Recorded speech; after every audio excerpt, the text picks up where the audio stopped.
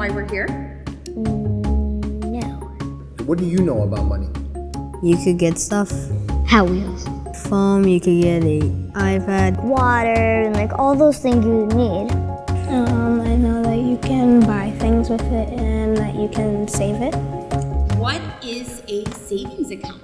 Savings account is basically what it says in the name. What you save, and you put money in an account, and then you save that towards something. You could save it towards a house, a car, college.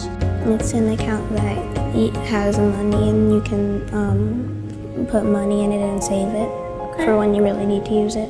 Do you know how your parents make money? They have to go to work so they can buy money. Do you know what your mom does for a living? Do you know what mom does for work? Oh, yes. Oh, yes. My dad is a mathematician. He's a firefighter. And my mom she works at the hospital. I actually don't know.